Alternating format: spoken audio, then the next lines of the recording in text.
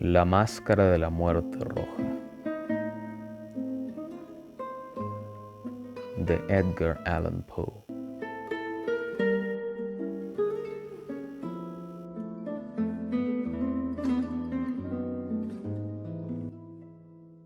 La muerte roja había devastado el país durante largo tiempo. Jamás una peste había sido tan fatal y tan espantosa.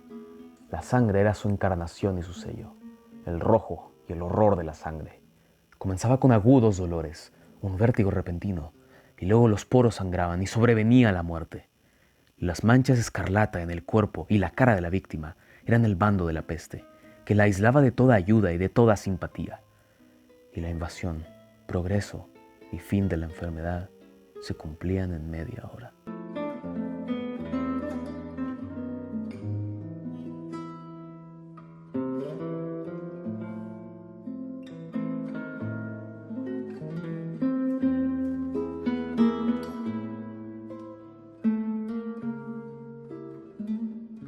Pero el príncipe próspero era feliz, intrépido y sagaz. Cuando sus dominios quedaron semidespoblados, llamó a su lado a 1000 robustos y desaprensivos amigos de entre los caballeros y damas de su corte, y se retiró con ellos al seguro encierro de una de sus abadías fortificadas. Era esta de amplia y magnífica construcción, y había sido creada por el excéntrico, aunque majestuoso gusto del príncipe. Una sólida y altísima muralla la circundaba. Las puertas de la muralla eran de hierro. Una vez adentro, los cortesanos trajeron fraguas y pesados martillos y soldaron los cerrojos. Habían resuelto no dejar ninguna vía de ingreso o de salida a los súbitos impulsos de la desesperación o del frenesí. La abadía estaba ampliamente aprovisionada. Con precauciones semejantes, los cortesanos podían desafiar el contagio. Que el mundo exterior se las arreglara por su cuenta. Entretanto, era una locura afligirse o meditar. El príncipe había reunido todo lo necesario para los placeres. Había bufones, improvisadores, bailarines y músicos. Había hermosura y vino. Todo eso y la seguridad estaban del lado de adentro. Afuera estaba la muerte roja.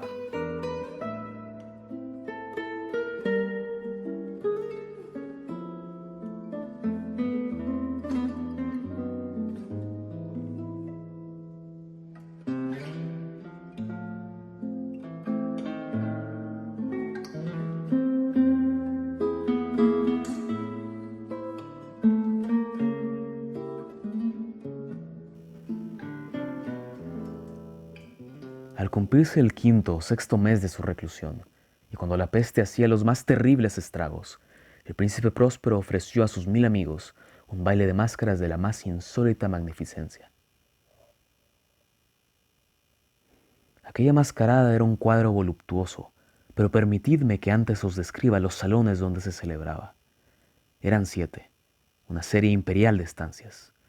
En la mayoría de los palacios, la sucesión de salones forma una larga galería en línea recta, pues las dobles puertas se abren hasta adosarse a las paredes, permitiendo que la vista alcance la totalidad de la galería. Pero aquí se trataba de algo muy distinto, como cabía esperar del amor del príncipe por lo extraño. Las estancias se hallaban dispuestas con tal irregularidad que la visión no podía abarcar más de una a la vez. Cada 20 o 30 yardas había un brusco recodo, y en cada uno nacía un nuevo efecto. A derecha e izquierda, en mitad de la pared, una alta y estrecha ventana gótica daba a un corredor cerrado que seguía el contorno de la serie de salones. Las ventanas tenían vitrales cuya coloración variaba con el tono dominante de la decoración del aposento. Si, por ejemplo, la cámara de la extremidad oriental tenía tapicerías azules, vívidamente azules eran sus ventanas. La segunda estancia ostentaba tapicerías y ornamentos purpúreos, y aquí los vitrales eran púrpura. La tercera era enteramente verde, y lo mismo los cristales. La cuarta había sido decorada e iluminada con tono naranja, la quinta con blanco, la sexta con violeta.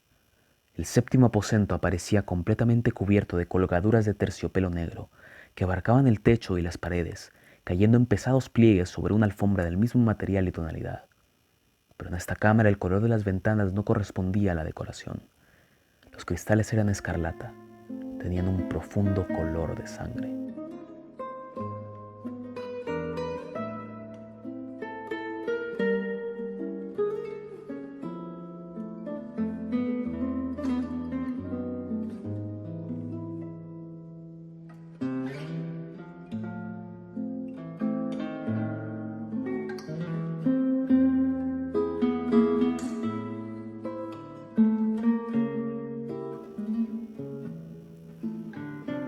pesar de la profusión de ornamentos de oro que aparecían aquí y allá o colgaban de los techos, en aquellas 7 estancias no había lámparas ni candelabros.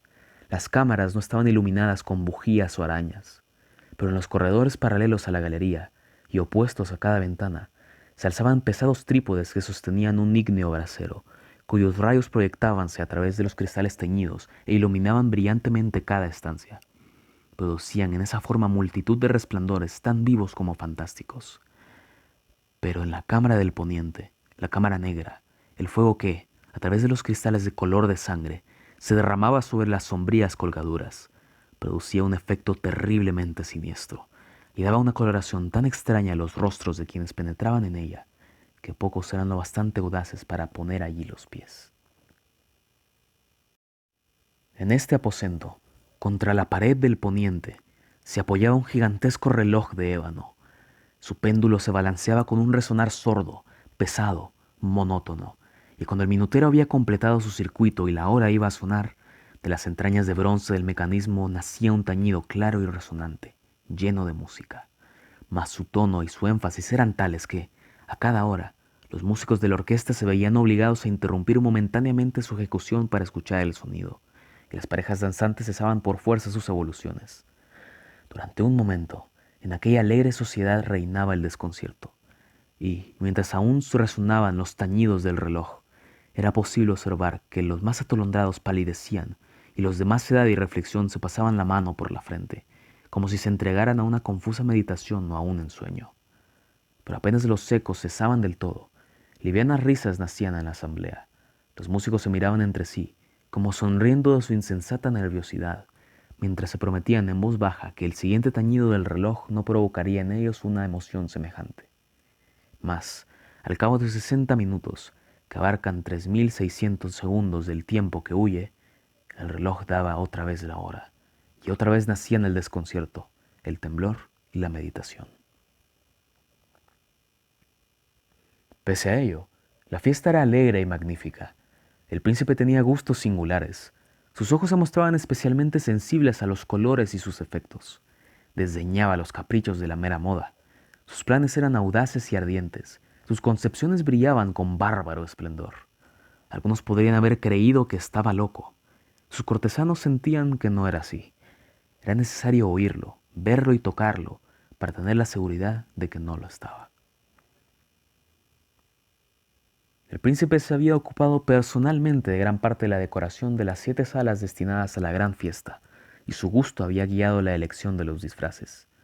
Grotescos eran estos, a no dudarlo. Reinaba en ellos el brillo, el esplendor, lo picante y lo fantasmagórico. Mucho de eso que más tarde habría de encontrarse en Hernani. Veíanse figuras de arabesco, con siluetas y atuendos incongruentes. Veíanse fantasías delirantes, como las que aman los maníacos. Abundaba allí lo hermoso, lo extraño, lo licencioso, y no faltaba lo terrible y lo repelente. En verdad, en aquellas 7 cámaras se movía, de un lado a otro, una multitud de sueños. Y aquellos sueños se contorsionaban en todas partes, cambiando de color al pasar por los aposentos, y haciendo que la extraña música de la orquesta pareciera el eco de sus pasos. Mas otra vez tañe el reloj que se alza en el aposento de terciopelo. Por un momento todo queda inmóvil, todo es silencio, salvo la voz del reloj. Los sueños están helados, rígidos en sus posturas. Pero los ecos del tañido se pierden, apenas han durado un instante, y una risa ligera, a media sofocada, flota tras ellos en su fuga. Otra vez crece la música, vive en los sueños, contorsionándose de aquí para allá con más alegría que nunca, coloreándose al pasar ante las ventanas, por las cuales irrumpen los rayos de los trípodes. Mas en la cámara que da al oeste, ninguna máscara se aventura, pues la noche avanza y una luz más roja se filtra por los cristales de color de sangre. Aterradora es la tiniebla de las colgaduras negras, y para aquel cuyo pie se pose en la sombría alfombra, brota del reloj de ébano un ahogado resonar, mucho más solemne que lo que alcanzan a oír las máscaras, entregadas a la lejana alegría de las otras estancias. Congregábase densa multitud en estas últimas, donde afiebradamente latía el corazón de la vida. Continuaba la fiesta en su torbellino, hasta el momento en que comenzaron a oírse los tañidos del reloj anunciando la medianoche. Cayó entonces la música, como ya he dicho, y las evoluciones de los que bailaban se interrumpieron, y como antes, se produjo en todo una cesación angustiosa.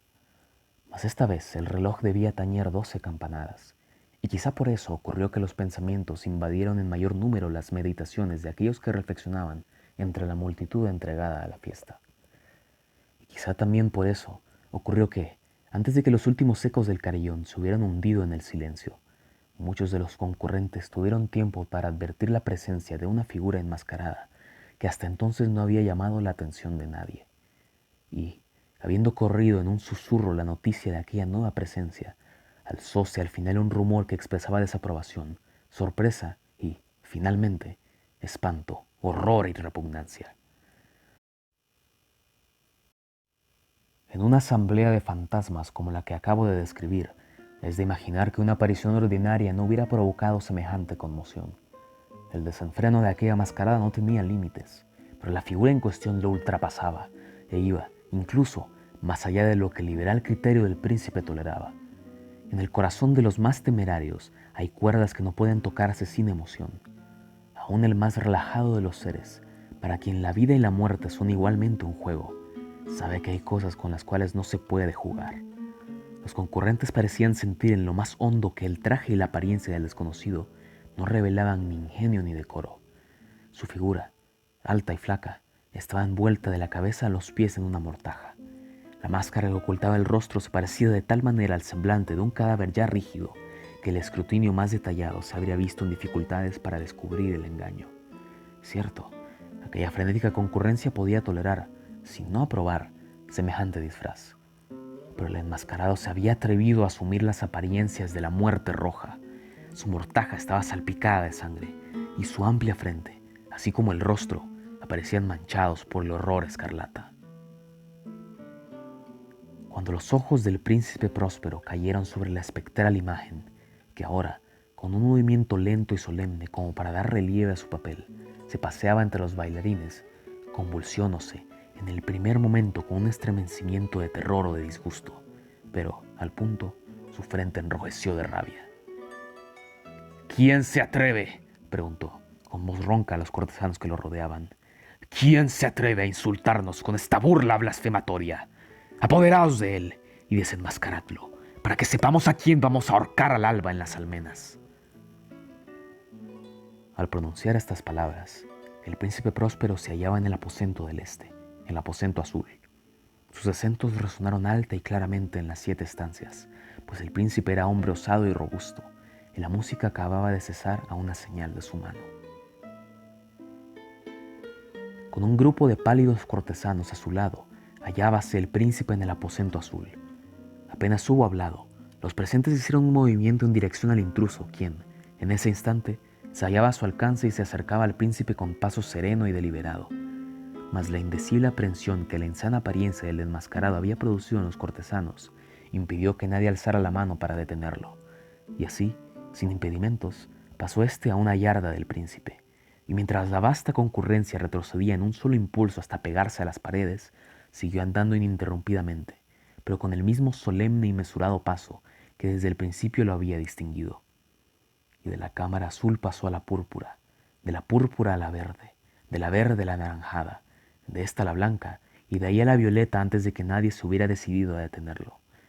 Mas entonces el príncipe próspero, enloquecido por la rabia y la vergüenza de su momentánea cobardía, se lanzó a la carrera a través de los 6 aposentos, sin que nadie lo siguiera por el mortal terror que a todos paralizaba.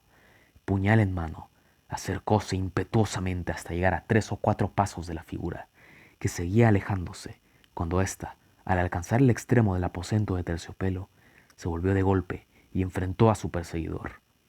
Oyóse un grito agudo, mientras el puñal caía resplandecientemente sobre la negra alfombra, y el príncipe próspero se desplomaba, muerto.